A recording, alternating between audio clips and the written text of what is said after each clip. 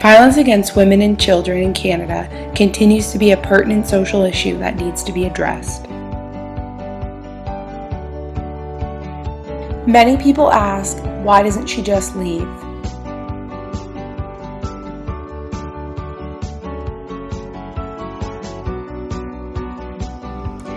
"47% of women said they would have left earlier if they could have brought their pets with them to shelter. Pets are known to reduce stress, lessen symptoms of depression and isolation, increase socialization, and are specifically good for children. Pets are family." And if she can't come to shelter, this leaves her and her children at risk for further harm or possibly death. Pawesome Pals is a fostering partnership with the Shelter for Women who want to leave unsafe and abusive situations. Pawesome Pals will target the community at large, however, with special attention to the older adult population.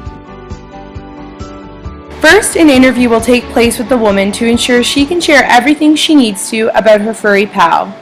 Next, they will be matched to a foster family, and the foster family must be comfortable committing to a long-term stay until the woman and/or family finds safe housing. Pawesome Pals will provide all the necessities for the furry creatures. There will be a mutual space for pets and families to have visits at our local women's shelter. There will be lots of updates from the foster family, especially in the first few weeks, including pictures. A Safe Pet program exists in partnership with Interval House in Ottawa.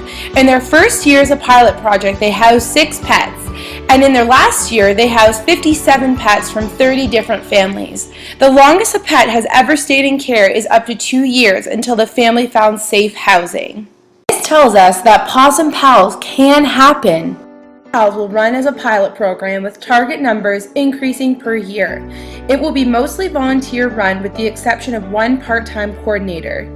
It is up to the foster family if they are comfortable spending their own money. However, Pawesome Pals will provide all the necessities for the furry friend. Part of the volunteer's role will include a nice free ride for the pet to their new foster home. They will also drop off the information package that the woman has provided with the pet's information, vouchers, and the necessities. Pawesome Pals is particularly low budget because a lot of our work will be based out of the local women's shelter. This is where the pets and families will reunite for visits and where the one part-time coordinator can work out of. Pawesome Pals wouldn't be possible without our amazing partnerships. All the partners are invested in the same cause but maybe a different capacity. They include local for-profit businesses, PetSmart, community, long-term care, local vets and groomers, CCAC, Humane Society, social media platforms, and local community events. How is this incredibly important project going to be funded? It is a very low-key budget considering space is already accounted for. Local for-profit businesses will be a huge community partner. PetSmart community grants will also be important. Donations, including monetary and gently used pet items, will be welcome and stored at the shelter. Money would also come from bringing the community together in a pet-friendly event. Additionally, this would create awareness for the topic of violence against women and children.